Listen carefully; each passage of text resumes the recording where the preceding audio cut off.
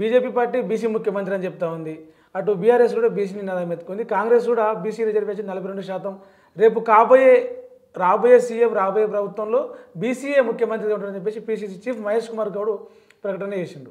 So ఇప్పుడు మీరు బీజేపీలో ఉన్నారు కాబట్టి బీసీ ఉద్యమాన్ని ఇంత బలంగా నిర్మించి ఒక కృష్ణన్న అంటే బీసీ సంఘం బీసీ నాయకుడు అనేది మీ మీద ఒక ముద్ర ఉంటుంది. రేపు తెలంగాణలో మేము అధికారంలోకి రాబోతున్నాం, మేమే వస్తున్నాం, ప్రజలు బీజేపీని కోరుకుంటున్నారు అని చెప్పేసి బీజేపీ నాయకులు చెప్తా ఉన్నారు. ఒకవేళ నిజంగా బీజేపీ ప్రభుత్వం వస్తే కనుక కృష్ణన్న ముఖ్యమంత్రి అవుతాడా? కృష్ణన్నని కాదు, బీజేపీ పార్టీ ఓ సిద్ధాంత భూమికి ఉన్నటువంటి పార్టీ. వాళ్ళు అనేక అంశాలను పునాదుగా తీసుకుంటారు.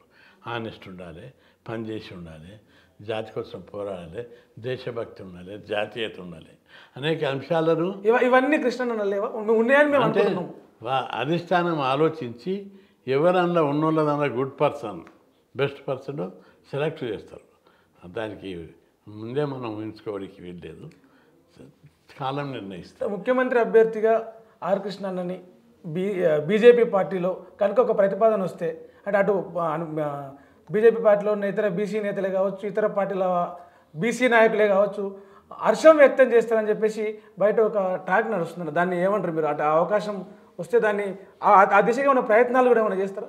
నేను ప్రయత్నం పార్టీ ఏది ఆదేశిస్తే దాన్ని ఓబే చేసి ఇంప్లిమెంట్ చేయడానికి సిద్ధంగా ఉన్నాం. ఓకే. అట్లా ఇంకోటి, ఇప్పుడు ఎమ్మెల్సీ ఎలక్షన్లు అవుతున్నాయి. 3 ఎమ్మెల్సీ స్థానాలకు ఒక పట్టభద్రులు 2 టీచర్ ఎమ్మెల్సీ స్థానాలు అవుతున్నాయి. అన్ని పార్టీలు అభ్యర్థులను నిలబెట్టినాయి. అటు బీజేపీ ఉంది, కాంగ్రెస్ ఉంది, బీఆర్ఎస్లో పోటీలో లేదు. అటు బీఎస్పీ నుంచి కావచ్చు, ఇతర కొంతమంది ఇండిపెండెంట్గా బీసీ అభ్యర్థులు పోటీలో ఉన్నారు.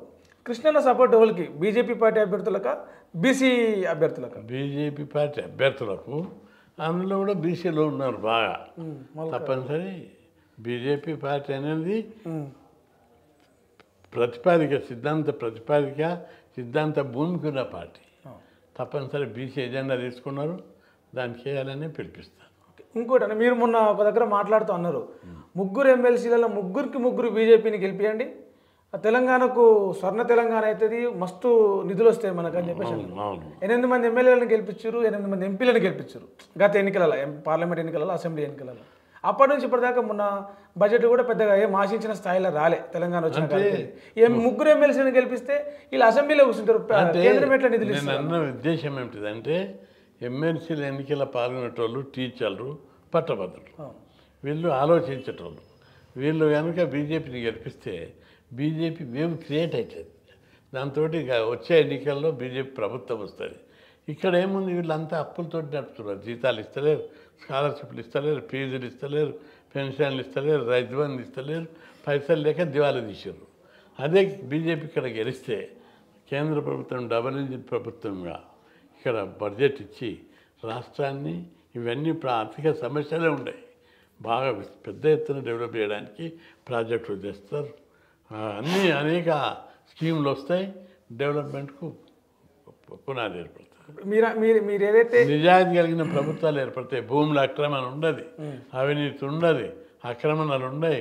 ప్రజలందరికీ జాతి సంపద, దేశ సంపద అందరికీ చెందేటట్టు పరిపాలిస్తుంది బీజేపీ. ఓకే. మీరు ఏదైతే ఆశయం పెట్టుకొని పనిచేస్తూ ఉన్నారో బీసీలకు చట్టసభలు, భోజన రాజ్యాధికారం అనేది, అది ఇప్పుడు అన్ని పార్టీలు బీసీ నినాదం ఎత్తుకున్నాయి. మీ ఆశయం కొంతవరకు చేరుకున్నారు అనుకోవచ్చా? ఎంత %? ఒక 70, 80, 90% ఎంతవరకు చేరింది అనుకోవచ్చా? ఇప్పుడు మ్యాక్సిమం రీచ్ అయ్యింది. అయితే ఇంకా ఒకటి ఉంది నా ఆశయం, చట్టసభల్లో బీసీలకు 50% రిజర్వేషన్ ఉంటుంది. అది వస్తే సంపూర్ణ రాజ్యాధికారం వచ్చినట్టు.